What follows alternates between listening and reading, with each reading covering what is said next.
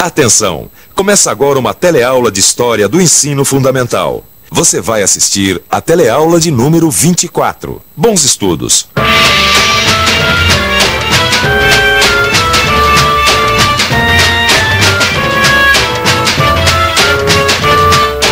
Hoje nós vamos sair do palácio e ver como a República Velha foi para o povo.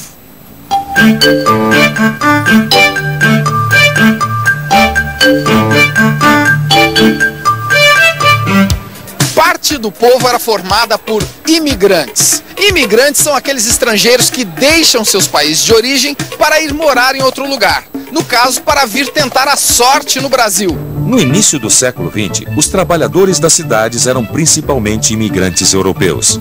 Eles chegaram a representar 92% da população de trabalhadores do estado de São Paulo.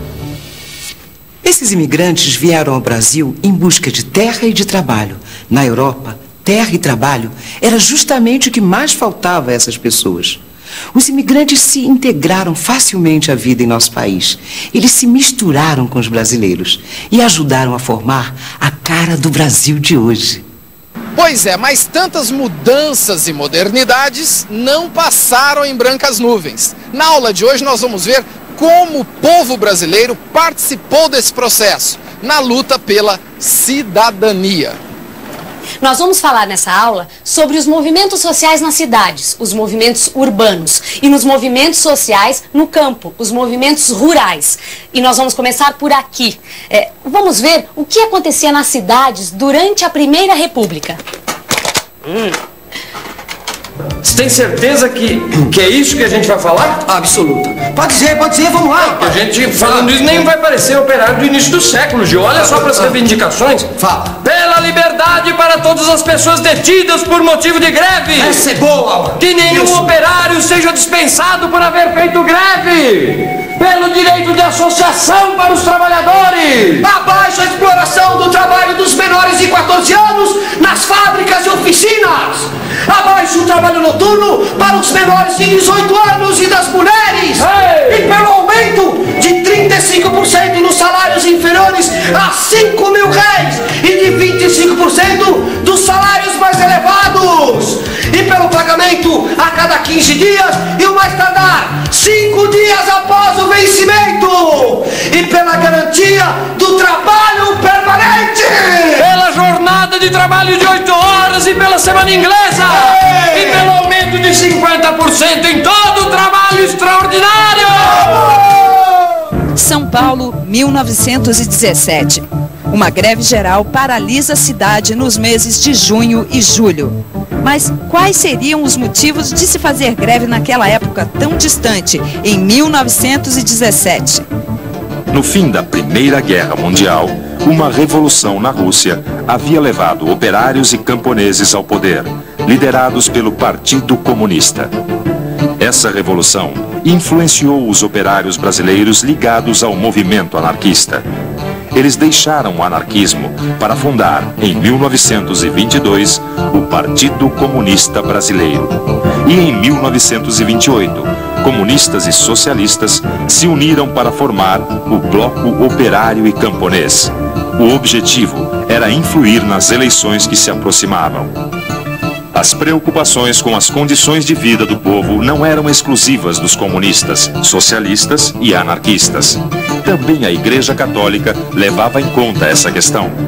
A Pastoral Coletiva de 1915 pregava a caridade e o assistencialismo como principais virtudes cristãs. As principais conquistas dos movimentos operários da década de 20 foram a Lei da Aposentadoria e da licença remunerada para tratamento de saúde. Mas eram tempos difíceis. Os governos republicanos desprezavam as reivindicações dos operários e a repressão policial corria solta durante as manifestações de protesto. Pouco a pouco, ao longo da nossa história, os trabalhadores foram conquistando mais e mais direitos. É só ver na nossa Constituição de 1988, que estabeleceu, entre outras coisas, seguro-desemprego, a licença e a liberdade sindical. E se em São Paulo a coisa já estava pegando fogo, no Rio de Janeiro o tempo havia esquentado antes, com a revolta da vacina. Nós vamos ver como foi. De acordo com um político daquela época chamado Benjamin Constant, o Rio de Janeiro era uma cidade bonita e envolvente como uma mulher apaixonada. Mas havia o outro lado da moeda. Ruas estreitas, bandos de desocupados, mercados sem fiscalização, focos de doenças que precisavam ser eliminadas. Você já foi vacinado contra varíola? Você tem aquela marquinha aqui no braço? Vamos ver se o pessoal aqui já foi vacinado. Por favor, você já foi vacinado contra varíola? Varíola? É. Já. Tem aquela marquinha ainda no braço? Tenho. É. Tenho. Tem? É. Já. Você sabia que antigamente o pessoal era obrigado a tomar essa vacina? Aham. Sabia? Sabia. E como você reagiria se você fosse obrigado a tomar uma vacina hoje? Tomaria. Se é para o meu bem? Ó, tem que ter um bom motivo para tomar essa vacina. A doença, varíola, foi erradicada, quer dizer, não existe mais. Mas em 1904, essa lei que obrigava o pessoal a tomar a vacina causou muita confusão. Mas, ô Gil, eu acho muito boa a iniciativa do Dr. Oswaldo Cruz de vacinar todo mundo. É assim que deve ser um diretor da saúde pública. Pois eu já não concordo. Eu acho que essa lei é arbitrária e monstruosa. Como monstruosa? Aqui no meu jornal diz que apenas este ano já morreram 4.201 pessoas de varíola. A vacina é necessária, sim. Bom, na verdade eu não sou contra a vacina, e sim contra o regulamento. Porque aqui no meu jornal diz que os vacinadores vão poder invadir casas, fiscalizar a vida de todo mundo e até demolir construções. E nem ao menos vão explicar direito que raio de efeito tem essa vacina. E isso pra mim é uma verdadeira ditadura sanitária. Mas essa discussão não ficou só na mesa das confeitarias como esta daqui, não.